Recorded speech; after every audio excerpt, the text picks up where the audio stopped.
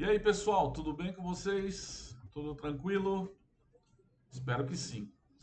Bom, vamos lá. Esse daqui é o primeiro vídeo de uma série que eu quero mandar para vocês para ajudá-los a relembrar alguns conceitos lá, né, que nós vimos em sala de aula sobre processo de trabalho, né?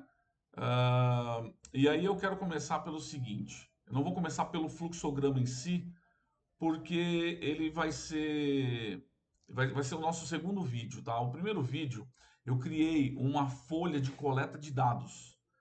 Essa folha vai servir para quê? Essa folha ela vai servir para você vai imprimir essa folha, ou então a empresa vai disponibilizar e-mail eletrônico para vocês, não importa, tá?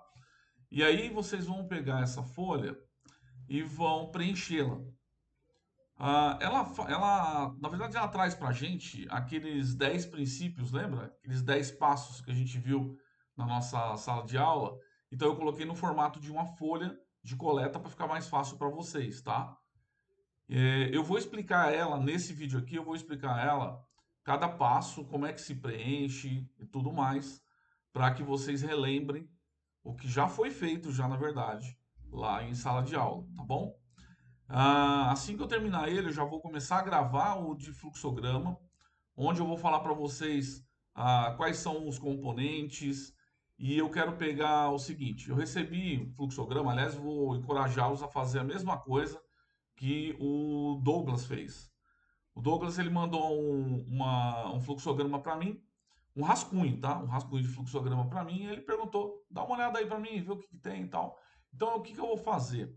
Eu vou pegar o fluxograma que ele me passou e eu vou mostrar para vocês, eu vou fazer para vocês a correção, eu vou fazer para vocês uma revisão desse fluxograma. E isso vai servir para vocês, né? O fluxograma de cada um de vocês. Apesar da gente já ter feito isso lá na sala de aula, eu acho que é legal deixar aqui no vídeo, porque acaba tendo algum tipo de dúvida, a gente acaba tendo algum tipo de dúvida, é legal voltar ao vídeo e dar uma olhada de novo, né? Mas asseguro a vocês o seguinte, que quanto mais vocês fizerem fluxogramas, mais fácil vai ficar. Pode ter certeza. É só uma questão de vocês depois ajeitarem ele, deixar ele de uma forma mais bonita.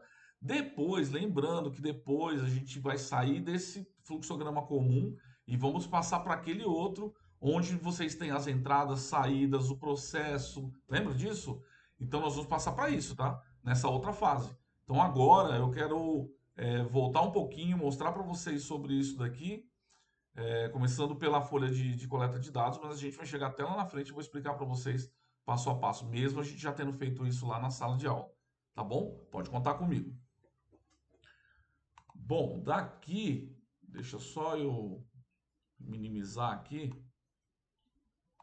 Então, daqui eu vou pegar a folha de essa aqui, ó, a folha que eu fiz aqui, um mapeamento de processo de trabalho, folha de coleta de dados. Isso aqui, pessoal, é para que serve isso aqui? Para que vocês não fiquem com um rascunho feio, uma coisa. Putz, eu fui lá, esqueci de pegar determinado dado lá, determinada informação. Aí depois você tem que voltar lá no lugar de novo. Fica um negócio meio amador, entendeu? Então, isso aqui profissionaliza mais a coisa. Então, aqui o que que você vai fazer? Aqui vai colocar a data da coleta de dados, data comum, né? Data do dia que você for lá na área. Analista, é você é um analista, tá? Você vai analisar esses dados, tá? Lembrando que não é promoção para ninguém, não, tá? O nome analista aqui é porque você analisa os dados. Aí, vocês se lembram que tem duas fases básicas para você fazer um mapeamento e modelagem de um processo? Que é a fase um mapeamento, e a fase 2 modelagem, tá? Então, ó, na fase um o que que vocês vão fazer aqui no mapeamento? Primeira coisa que vocês têm que saber, óbvio, qual é o setor ou departamento ou área. Não lembro como é que vocês chamam aí. Não, lá tem o setor, tem o departamento ou área. Pode chamar de qualquer forma, tá? Tem empresas que chamam diferente. Então vocês vão colocar lá, sei lá, vai colocar setor pintura. Aí o processo de trabalho, você tem vários processos dentro da pintura, né? Dentro do departamento de pintura. Então você tem lá a fase de acabamento, você tem o processo de pintura mesmo, você tem o processo, sei lá, de nivelamento das peças, você tem de repente um processo que para o ônibus é uma coisa, para um outro tipo de veículo é outra, é de outra forma que faz. Então você vai escrever aqui qual que é o processo, tá? Dentro daquela área. Então o processo mais macro, ok? E aí você vai colocar qual é o objetivo principal desse processo. Então, se eu falei que dentro de pintura, eu posso estar falando bobeira, tá? Mas dos processos de pintura, deve ter alguns que eu não conheço. Mas imagina aqui que você tem o objetivo principal desse processo no processo de acabamento. Então, qual o objetivo principal do acabamento?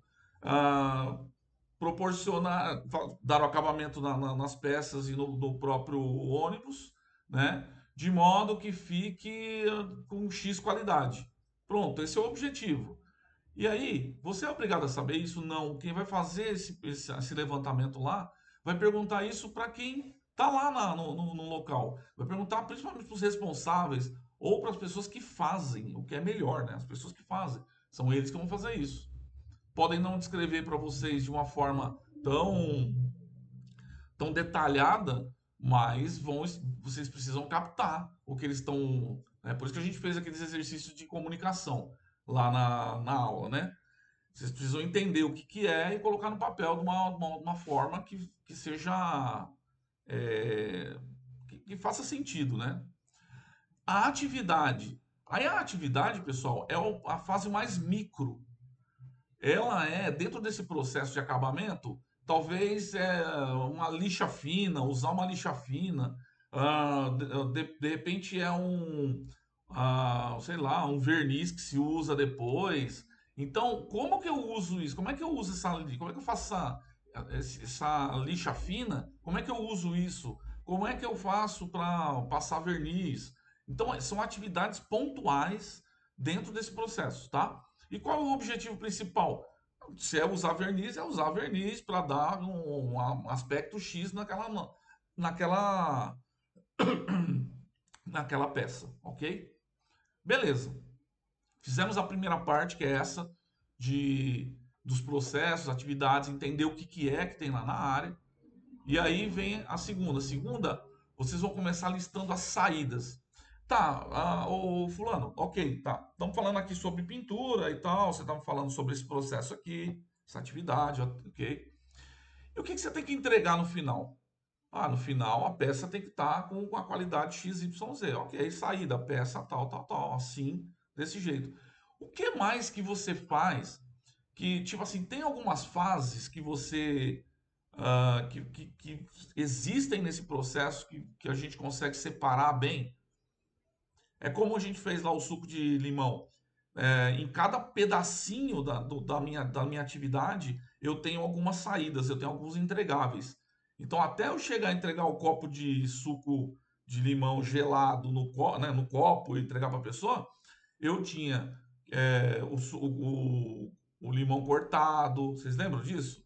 Então, o limão cortado é um dos entregáveis dentro da, do meu processo, tá? E da minha atividade aí de suco de limão, ok?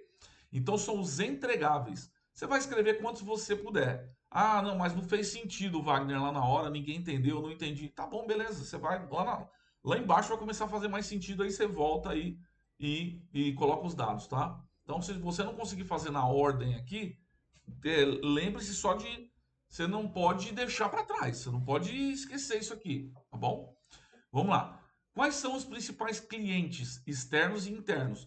Tá, vamos supor que é assim, ó, lá na pintura tem as tintas, certo?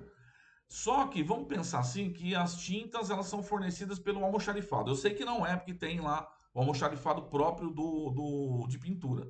Só quando chega, acho que lá, deve chegar as coisas lá no almoxarifado que depois eles vão buscar.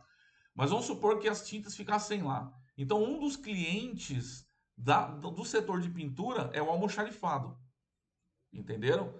Se tivesse um cara, vamos supor, uma empresa que vem fazer uma parte da pintura, que a área de pintura aí não faz, ele seria um dos clientes também, ou seria um dos fornecedores, depende de como é feito o trabalho aí.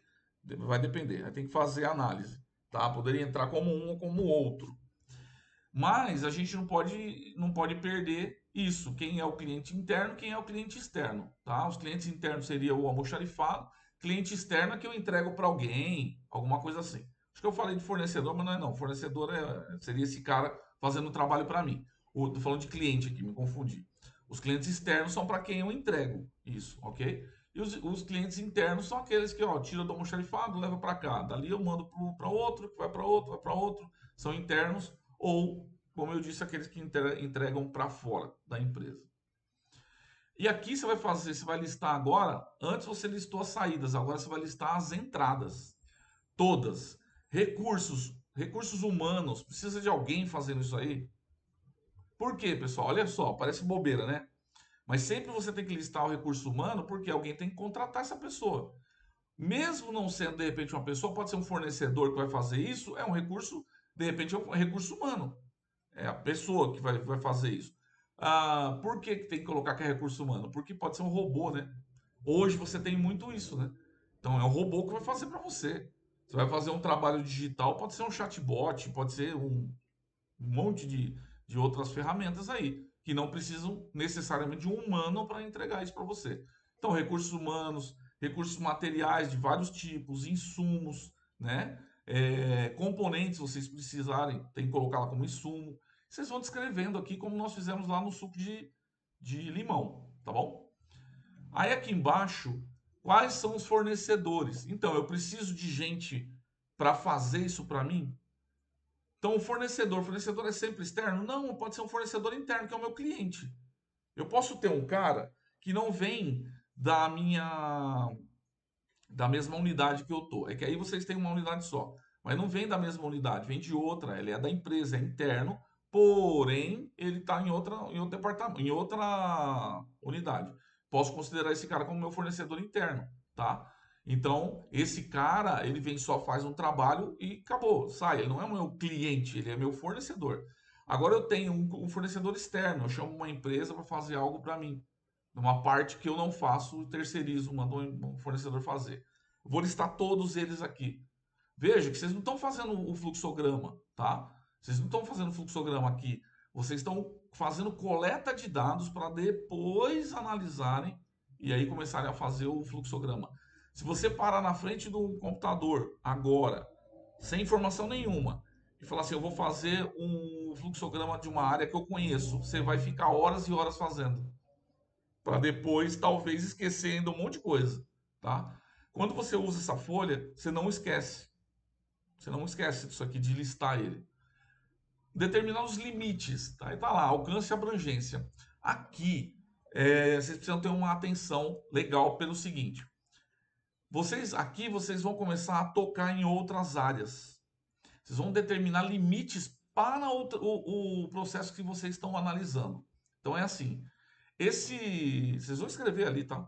Então, esse processo se limita ou ele abrange somente a área, ele tem um alcance somente na área de pintura. Ah, não, mas a da área de pintura também ela conversa com a área de funilaria. Então, a abrangência dele é pintura, funilaria. Ah, não, mas tem também não sei o quê. Então, mais essa outra área você vai colocar. Então, você vai colocar os limites. Vai determinar. Ele vai até ali, ele vai até aqui. Por que que você vai fazer isso? Porque lá no seu fluxograma, você vai fazer o mesmo, só que naquelas caixinhas.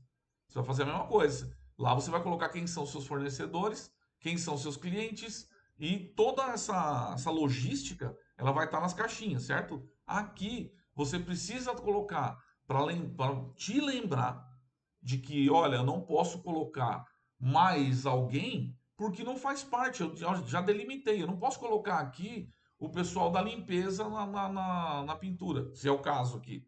Eu não posso colocar esse pessoal aqui porque eles não fazem parte desse alcance que eu tenho.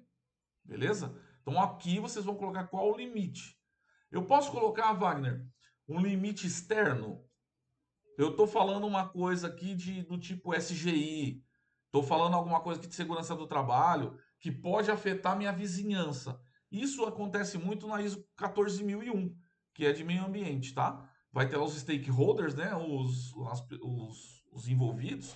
E aí vocês vão colocar limites externos também, vocês vão colocar esses caras junto. Para vocês aí, talvez não precise tanto, mas fiquem atentos aos limites, tá? Vocês vão estabelecer quais são os limites, a abrangência desses processos que vocês estão trabalhando aí. Aí vai entrar a segunda fase. Segunda fase, fase de modelagem. Né? Vocês lembram, né? Primeiro eu faço o mapeamento, estão todas as informações, e agora eu vou fazer a modelagem. Agora eu vou modelar. É como se eu pegasse aí um monte de barro e agora começo a fazer realmente o meu vaso. É isso, é modelar mesmo, tá? Então, ó, com base nos dados coletados e analisados, identifique possíveis melhorias. Kaizen, né? Que é melhoria contínua. Então aqui, pessoal, é vocês olharem com um olhar bem crítico, bem criterioso para esses processos, tá? Então não fiquem aí presos ao que vocês já conhecem, tá? Só o que vocês conhecem, aliás. O que eu quero dizer com isso? É muito mais fácil você pegar um fluxograma e que nem aí eu falei da pintura, vocês entregarem na mão do Rogério para o Rogério fazer, porque é da área dele. Ok, só que até o mapeamento, legal. Na modelagem, como é melhoria contínua, eu não aconselho que vocês fiquem na fase de Kaizen, que vocês não fiquem só com as pessoas daquele departamento. Que vocês tenham entre vocês uma rotina, tá? De olharem esses processos e analisarem esses processos encontrando gap, né? Encontrando lacunas, ou seja, coisas que estão faltando, fala, mano, cadê esse daqui? Não tem aqui? E começar a colocar coisas que têm que ser melhoradas, né? Igual aquele feedback CCP, lembra que eu fiz lá com vocês? Continue, comece e pare. Então, coisas que vocês têm que continuar fazendo, coisas que vocês têm que começar a fazer e coisas que têm que parar de fazer. Vocês podem usar esse CCP como uma metodologia para essa fase de melhorias, tá? Vocês podem fazer entre vocês aí e usarem ele. Então aí vocês vão usar, fazer um brainstorm, né? Bom, o que acha, o que não acha de legal, e aí vocês vão colocar. É lógico, pessoal, filtrem isso daí, porque como essa informação vai subir, então toma cuidado de colocar, às vezes, umas besteiras, sabe, que não leva a lugar nenhum. Então filtrem, deixa o brainstorm, manda ver, faz, CCP, manda ver. Só quando vocês terminarem isso, filtrem. Não peguem tudo o que está lá e coloquem no papel para levar para a diretoria ou para levar para a gerência, tá bom? Filtrem isso aí. E quem, de repente, teve uma ideia que foi limada, vamos colocar assim, não fica frustrado, é assim que funciona, tá? Se não foi agora, vai outra vez, vai de uma outra vez, ou não vai mais, não vai acontecer aquilo ali, era inviável. Não se preocupe, o que vocês têm que trabalhar não são pessoas, vocês têm que trabalhar são as ideias. Se alguém abrir mão de alguma coisa, tá abrindo mão da ideia e não da pessoa. Então não leva para o pessoal, tá bom? É sua ideia que está saindo dali. Maravilha? Aí tem uma outra parte aqui, ó. Foi iniciada a etapa de consenso com os envolvidos, todos eles. Isso aqui é. Você pode escrever aqui, justificar aqui na frente, escrever alguma coisa, maravilha. Mas aqui é para lembrar vocês que quando vocês colocam alguma coisa no papel, tá? Uma melhoria, fazem né, vocês pegam para fazer os fluxogramas e tal. Em cada fase dessa, pessoal, vocês têm gente acima de vocês. Para isso que serve a hierarquia na empresa, certo? Nas empresas. Então, vocês têm que pegar todos os envolvidos. Quem são os envolvidos aqui? Fornecedores, não. Aqui, os seus clientes. Tá certo? Todos os seus clientes que vocês colocaram aqui, todos eles vão virar parte desse consenso. Todos eles que vocês colocaram lá o nomezinho, eu estou na pintura, mas eu mencionei que tem uma parte minha que vai lá para a funilaria. O responsável pela funilaria tem que conhecer todo o seu processo para entender onde que ele se encaixa, se tem prazo, se não tem. Vocês vão depois, num procedimento mais apurado, vocês começam a colocar essas coisas. Se tem prazo, se não tem, o que é que ele tem que fazer e se ele concorda. E aí ele assina dando consenso. Sempre o cara mais alto daquele departamento, ok? No caso de vocês, vocês vão ter bastante gente. Vai ter. Vocês vão querer pegar atalho de falar assim: nós vamos falar tudo isso daqui com o Ivan. O Ivan ele vai entrar sim Mas eu concordo, eu dou uma dica para vocês de que vocês comecem o consenso com a pessoa imediatamente abaixo do Ivan, mas que seja responsável por esse processo. Porque essa pessoa, ela entende tudo que vocês colocaram lá, e essa pessoa tem que estar alinhada com o Ivan. Porque o Ivan, ele vai pegar a informação de vocês e provavelmente ele vai falar com essa pessoa. Então, se essa pessoa já tiver ideia do que está sendo consensado, fica mais fácil para o Ivan. Tá certo? Porque depois não fiquem reclamando de vocês entregarem um processo pro Ivan, ou qualquer um, tá? Falando Ivan, mas pode ser qualquer um, e ele não conseguir entregar para vocês na data que vocês quiserem. Por quê? Porque vocês entregaram um monte de informação para ele que ele ainda tem que ir atrás dessa informação com o responsável abaixo dele na área. Entende o que eu quero dizer? Então é isso. Então o consenso vai chamar todo mundo. E aí, depois que tiver esse consenso, vocês vão pegar o Ivan, aí sim vão conversar com ele ou junto, todo mundo junto também pode. Vejam como é melhor para vocês. E aí no final, vocês vão pegar acima do Ivan a diretoria, ok? Sempre lá em cima.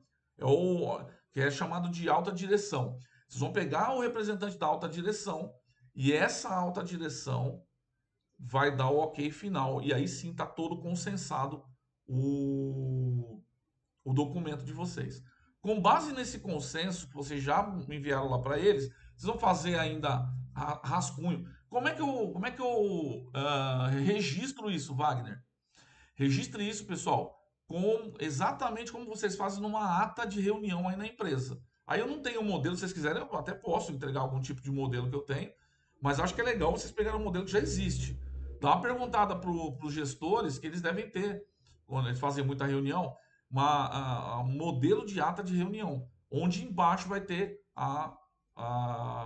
todo mundo vai assinar, vai rubricar ele, e o mais importante é que quais são as sugestões, quais são as sugestões que tiveram, quais foram os consensos e aqueles que não foram consensados.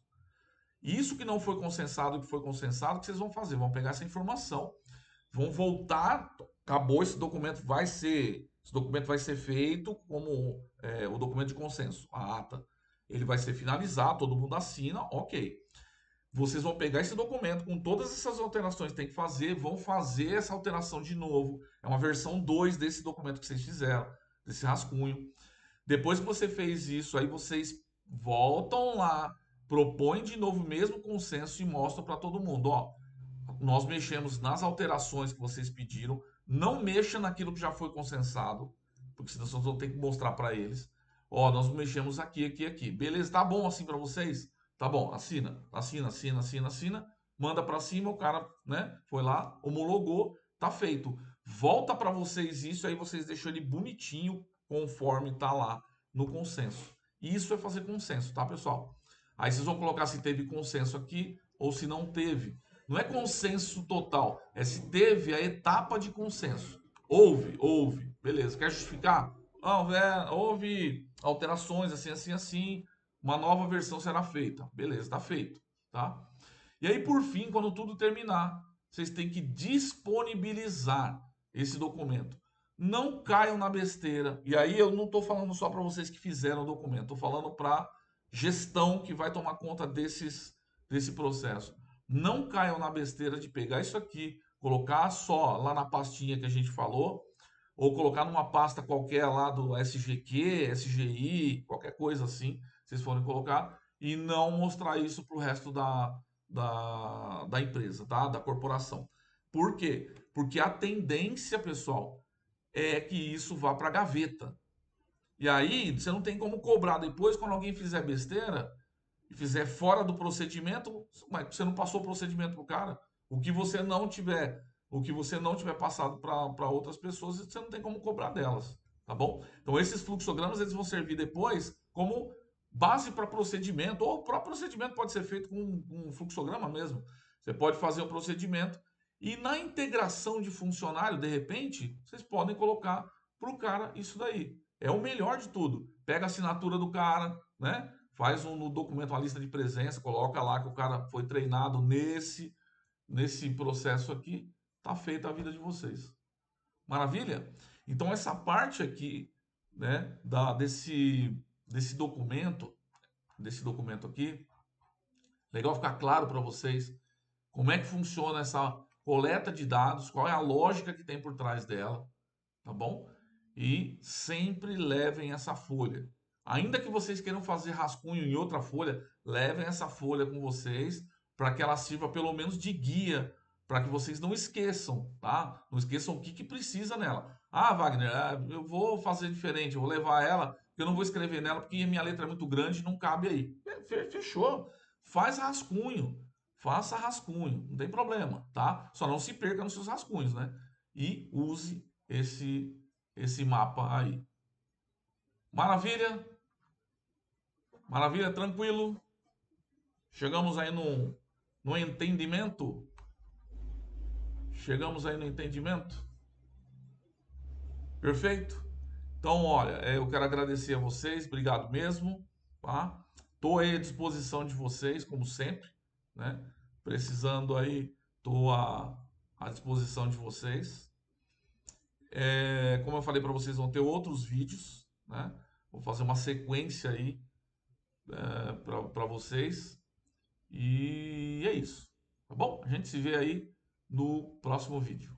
Valeu, obrigado, fiquem com Deus. Tchau, tchau.